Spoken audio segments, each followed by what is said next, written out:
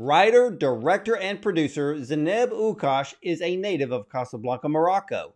Now, she has always loved films and has been inspired by many of them from a very young age. Now, she attended the Cours Florent, a theater school in Paris, and has since curated quite the body of work as an actress, including Rendition by Gavin and The Wolf of Wall Street, as well as the science fiction television series Alien Dawn that aired on Nickelodeon. But we're here today to discuss Zineb's live-action short film, Interruption, which is a deeply emotional film. This incredibly thought-provoking film not only touches on abortion, but the double standards that are still present between males and females. Interruption has qualified to be considered for a 2024 Academy Award. So, ladies and gentlemen, let's welcome writer, director, producer of Interruption, Zineb Oukach, to the show. Welcome. Hi, thank you for having me. Oh, you're very, very welcome. Right off the bat, what inspired you to create your film Interruption and tackle this subject? I watched, like everyone else, what happened, the overturn of Roe v. Wade on June 24th, 20, last year.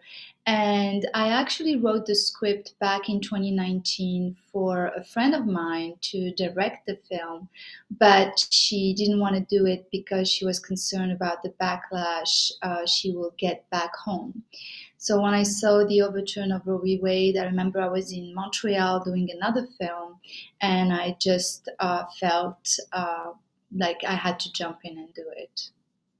Well, it was so timely, and for everyone watching and listening, just kind of give us an overview of what your film is about.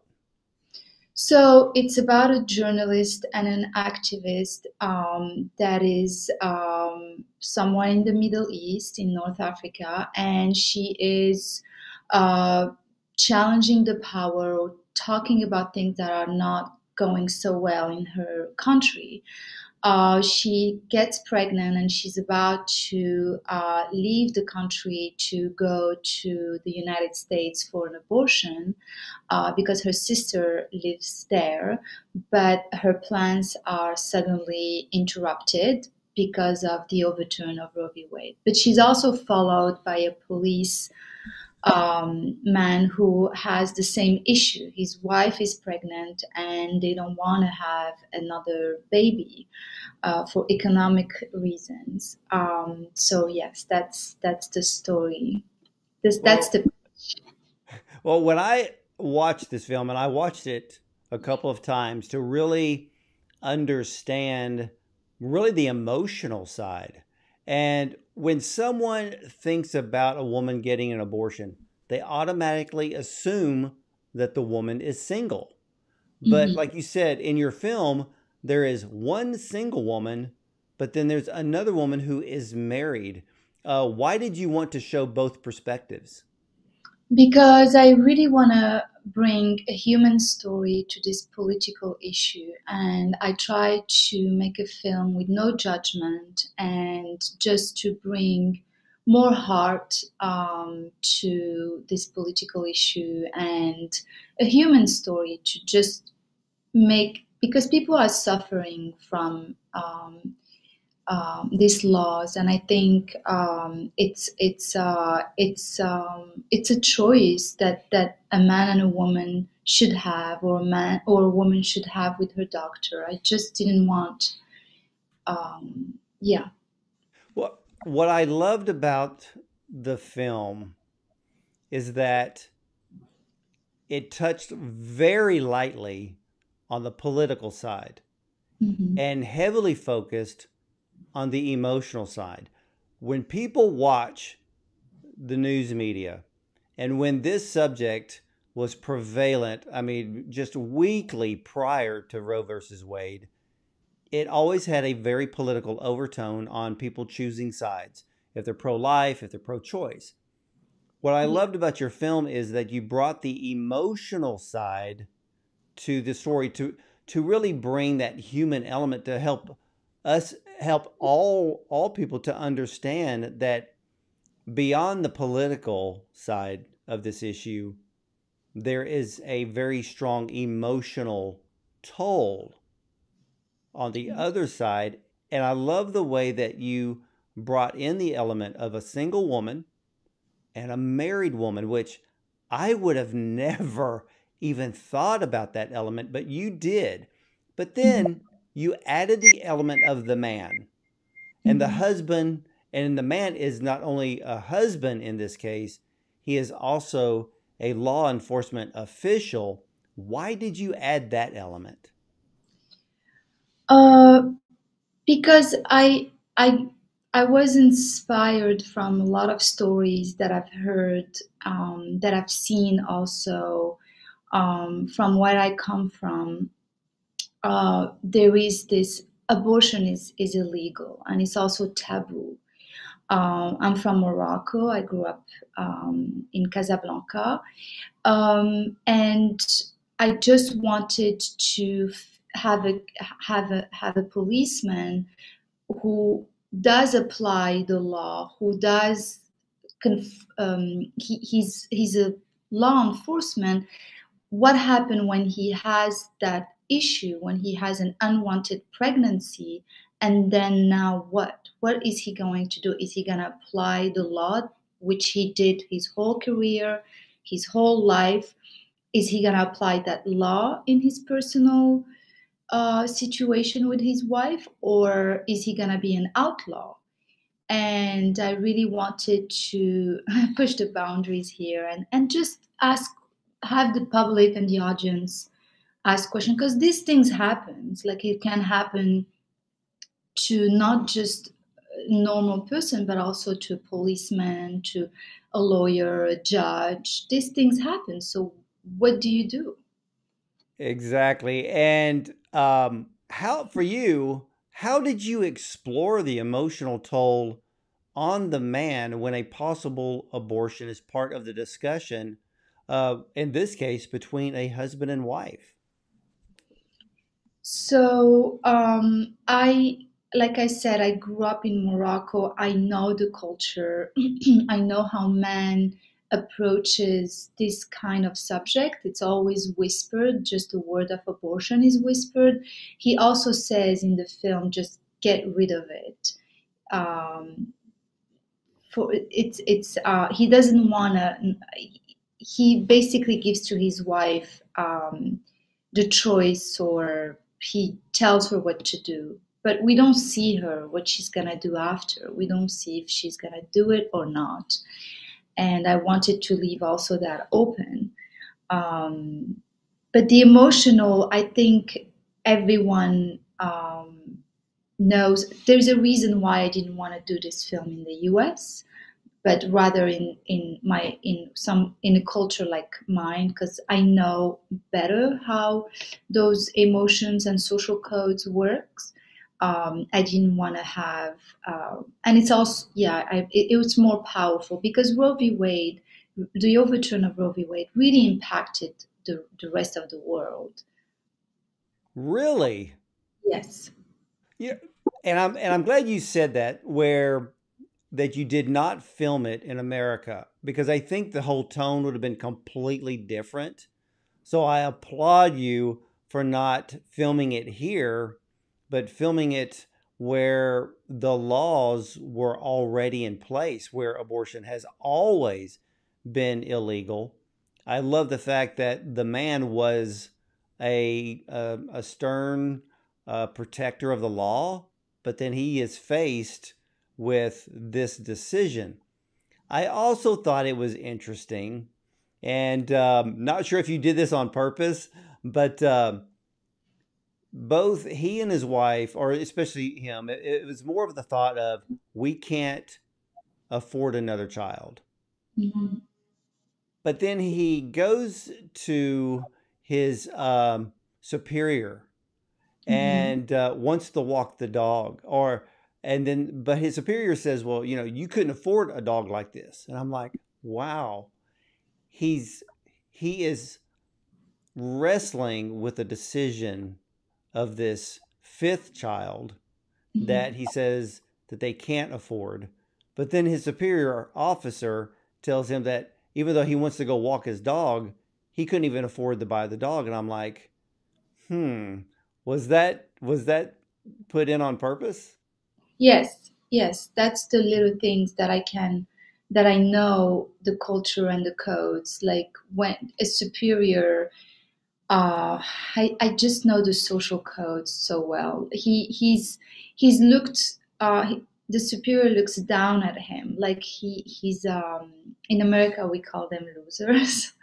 It's like, it's a big thing here, but he's used to, he's been disappointed by his job also. He follows this woman, and um, there is a moment in the clinic where there is a he sees her vulnerability, and this is the first time for him. But for the dog, he loves animals. He gives some food to the bird in a cage. That was also on purpose.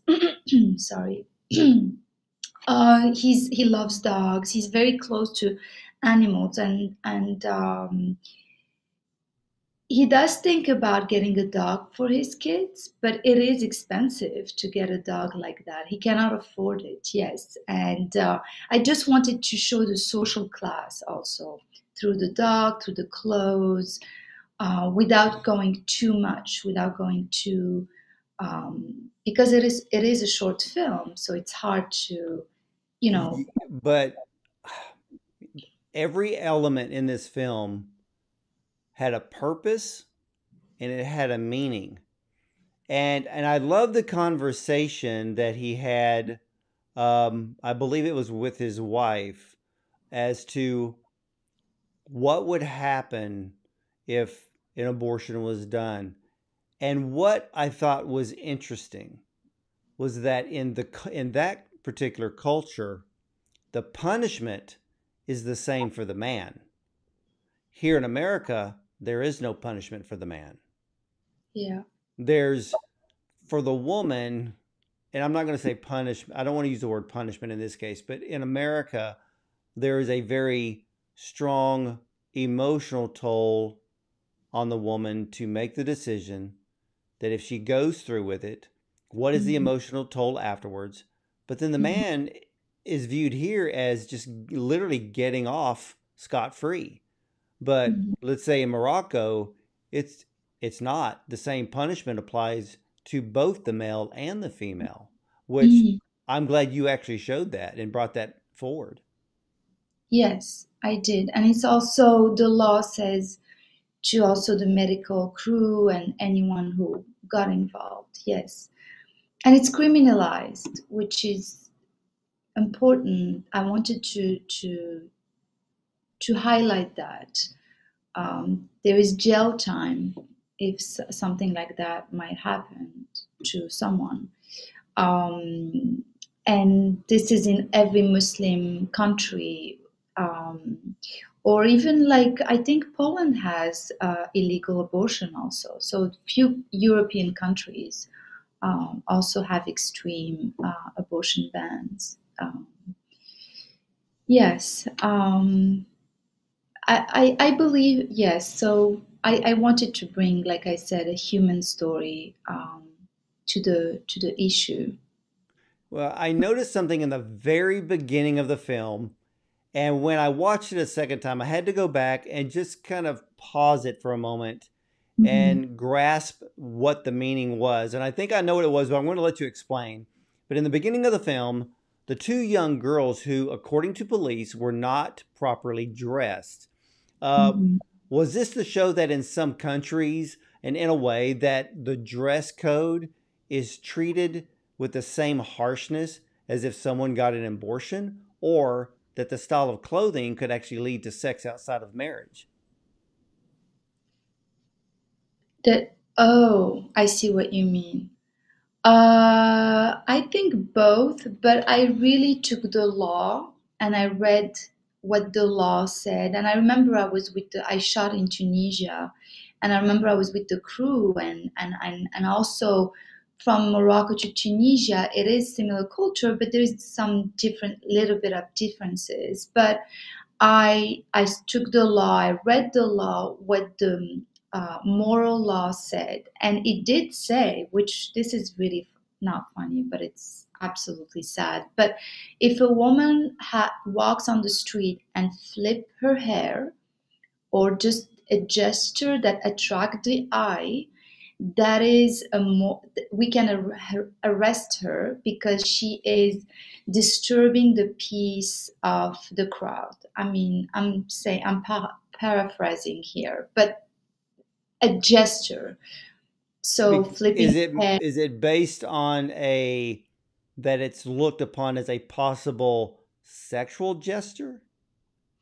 Well, it says that it attracts the eye, and it might also disturb the peace of society. Of you know, And that's in Morocco? that was in Tunisia when I Ah. read that. Yeah, but it's similar. Like we also have that in Well, every. what is the punishment for that? Well, it can be a fine. It can be if someone wants to push it. I mean, there is a law, and if someone decides to really push the envelope, you can go in front of the judge, and maybe the judge might, if he wants to push the envelope, he might say 1 month or 6 months or 3 months jail time, or just pay a fine. But that's the moral. That's what he's doing. It's a moral police, which they have in Iran, and it is very extreme. And in Morocco, or I mean, I want to say North Africa and Middle East, um, the law exists. It's not reinforced as much. But if a policeman decide, if he sees two girls and he decides that they disturb the peace, um, he can do something. He can arrest them. He can ask for their IDs. He can do something. I remember when I grew up, when I was in high school, I remember if you hold the hand of your boyfriend and you walk by the ocean, and a policeman will arrest and ask if you're married, and he will try to harass. Yes, yes, that I remember Well, vividly. how is the law treated towards foreigners or tourists? And let's say you have a bunch of Instagram influencers showing up and they're flipping their hair, or they're wearing bikinis, or maybe their clothing is a little bit more suggestive. Um, how is that treated by the If law? it's if it's as long as they're not Moroccan, you have to be. I mean, you have to be citizen. Again, I don't want to say Morocco, but like you have to be a citizen. As long if you a citizen of that country, the law applies to you. Now, in certain countries, the North African countries, I think it's not reinforced that much, but it does exist, and it does happen sometimes. It's not like we've seen in Iran, for example. So for some countries, there's actually a double standard. Yes. Wow. I would have never thought. Now, I have heard about the morality police, and I don't want to bring up too much about it, but I know that in Iran, it's extreme Hmm. and very extreme towards women. Hmm. Uh, but um, but again, your film. Uh, so was the whole film shot in Tunisia? Yes. Over how many days? 5 days. Yeah. It was beautiful storytelling. Thank you. Thank you. I shot for 48 minutes, and now it's just 20 minutes. I felt like the movie needs a little more minutes. No, I No? think it's Okay. I know. I think it's done perfectly. Oh, It thank you. flowed. It flows very, very well. Um, the audience can follow along. They know what's happening. But I was astonished on your timing because, like you said, you already had this written in 2019. And Mhm. then just last year, uh, So when, all right, so Roe versus Wade was overturned June 24th. Mhm. When did you uh, grab the script and I guess tweaking it uh, for what happened? And from that, from June 24th, when did you start filming?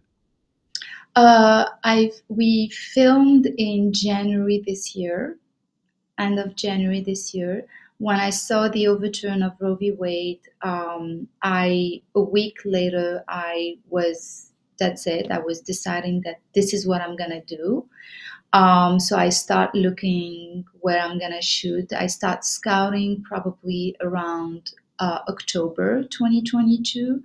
And then I went to Tunisia in October and December 2022, and then January 2023, we start shooting, and then I had a long period of editing. I start editing in March, and I just finished in August, a couple of months ago.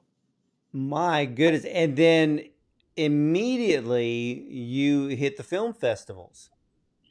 Not really, because I missed the whole film festival season period, but I did. The film is gonna be screened next week to the New York Short Film Festival, which is actually very lovely because I'm a New Yorker. I'm from New York, so it's perfect. And then it's just doing the award season for the Well, Oscars. but this film has been Oscar qualified. Yes, it did. Yes, it has. Is that a shock to you on the timeline of going from script to scouting to filming to editing? And here we are, and you're already Oscar qualified. That is phenomenal. Yes, yes, it's a journey. I can believe. I'm very happy. I can't believe it, but I'm happy for the crew. I'm happy for everyone who worked on the film, the crew in Tunisia, the actors. They just. I'm so happy for them. Well, how Yeah, was the casting process? it was wonderful. I met Mohamed. I saw Mohamed Gray on two other films, and I really liked him. And I knew that that's the actor I want. So we had few calls when I was in New York, few Zooms, few FaceTime videos, and then I met him in Tunisia, and we started rehearsing, and he's wonderful. And then Sabrina, the wife who plays the wife, she's also I met her when I was in Tunisia, and she's wonderful. And yeah, and every actor was great. And the cop, the woman cop, she's amazing. I met her like a day before the shoot, and I was like, and she's amazing. You know, what I loved about his acting was that he didn't really have to say much. Hmm. His facial expression, you could basically read what he was thinking just by the look in his eyes, and that really brought from the male side. That really brought that emotion forward in Hmm. this film. And again, Zineb, it's a beautiful film. It's a powerful film. Um, it's as timely. I mean, you could have had more perfect timing than this, and now you're Oscar qualified. So and rightly so. Thank you so much. Thank you so much. That's Well, very kind. I'm you're very excited. welcome. Well, for those that have seen the film, what has the reaction been? Well, I can't believe this. I might start cheering up a little bit. They loved it, and I think people see that there is a lot of layers, and there is no judgment. It is a story, a human story of two people going through the same issue. It's also topical. I mean, 2024, we're gonna have it's election year, and I'm sure abortion's gonna be a topic of debate. And people felt something about it. Yeah. like the stories people connected. And I was concerned because I didn't know how the American audience will connect with a story like this, that it is happening somewhere else in the world, even if there is a connection, but it's still happening in the Middle East. So I don't know if they were uh, with the story, but they did. So far, so good. Well, have you had any feedback from the pro-life side or in the pro-choice side? Have you heard any feedback from either side of that? No, no, I've no. I mean, I haven't. The people who watch the film are people from the industry. No activist or no NGOs has watched the film yet. I don't know. I hope there won't be any backlash. I don't know. I'm just Well, trying. that's why some films like yours become thought-provoking because that's what they're supposed to do, regardless of any backlash. But for you, what do you want the audiences to take away from your film? So I want women to feel seen because there is nothing more harder in life than going through pain alone. I want them to feel seen. I want them to know that this is a collective um, issue that we're going through, and that um, that they're seen, like they're not alone. Like I hope that we can create have a healthy debate around, let's try to bring a community and share stories. There's this wonderful thing that happened on set while I was shooting, and I really wanted to have a lot of girls and women on in the crew, and with actresses and the whole female crew. They start talking about what it is to be a woman in a patriarchal society, in a Muslim society, how they get harassed from the police, or the harassment from men while they drive, and the issues on abortions, and they know friends of friends who got abortion and then their parents didn't talk to them. But they start sharing those stories, and people and other girls were listening, and suddenly they felt like better. And just to share your own story with no judgment, it makes you feel heard, and there is empathy and warmth. So that's kind of what I want to do also, like, because when we go to a movie, we do share, or we see a movie, it's collective. I'm sorry, my English is not that good. No, you're doing great. I'm actually listening because you bring up a very good point because like I said, this is I you have one side that wants to treat it as a political issue, but it's really an emotional issue. The political side of things, everyone yelling at the top of their lungs, wanting to be heard, is leaving out empathy. They're leaving out the emotional side. They're leaving out the emotional toll on making that decision. There's an emotional toll after the decision is made. And even after the abortion, I've talked to people, talked to women who have gone through that. There is an emotional side to what happens afterward, Mhm. and it cannot be ignored. And the politics on this subject gets in the way of what a human being is going to feel and decide, because the political side, there, I get what both sides are trying to say, but both sides leave the human element out. Mhm.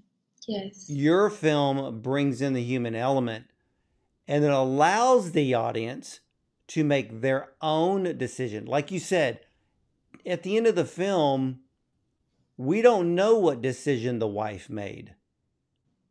We can pretty much decide what the single woman's decision was going to be, but the married one, we don't know that decision. And I think you ended this film perfectly. Thank you.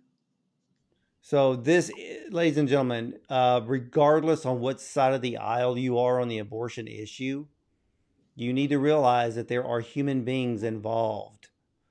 And I'm Yeah. not talking about the ones shouting at the top of their lungs on what's right or what's wrong. There's a human element here.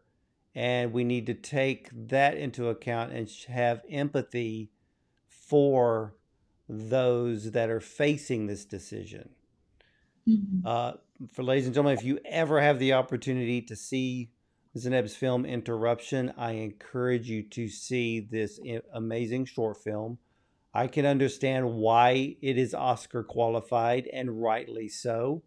Zineb, I've got to ask you, what is next for you? Because I went to your website and I was very intrigued with the words, "You reap what you sow." Is that a new project? You, pardon me, you what? You?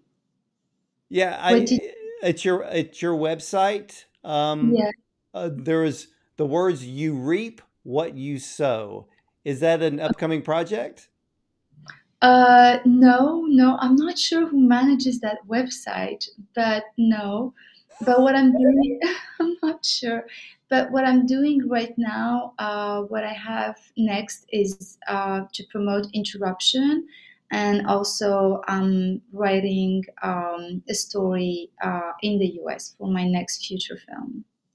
Ah, fantastic. Well, besides with the whole issue with the actor strike, um, are there for you, were there acting projects that you had to put on hold? Not right now, no. I'm actually looking for a new agent. That's my next step. Yes. Ah, But there, fan. Well, I know how that world works. So, okay. but again, uh, I want to thank you so much for sharing your powerful film Interruption with us today. Much. I think I lost you. Thank you so much. You're very, Thank very you welcome. You're good. Yeah, all good. We for know how having me. the virtual feeds can work sometimes, but all good. But ladies and gentlemen, Zineb Oukach's film Interruption is a beautiful film. Can be a very controversial subject, which is abortion. Uh, and to know that Roe versus Wade not only being known in America, but the rest of the world was watching. And Mhm. uh, and we should also know too and understand that in other parts of the world, abortion has always been illegal. But Zineb brings forth a perspective that has not been really shown by anyone. And her excellent ways of filmmaking has brought this film forward. It's powerful, it's a must see, and it is Oscar qualified. So we will find out here in the next few months if she gains the Oscar nomination for the 2024 Academy Awards. But I will say, Zineb, you have deserved uh, to be on that Oscar shortlist with this film. Thank you. Thank you so much. You're Oh, very kind. you're very, very welcome. And ladies and gentlemen, I want to thank you for watching. I pray that you take something with you from this discussion with Zineb and her, again, very powerful, thought-provoking short film, Interruption. So for all of you, I want to thank you for watching and tuning in as well as listening. And as for me, I will see you next time.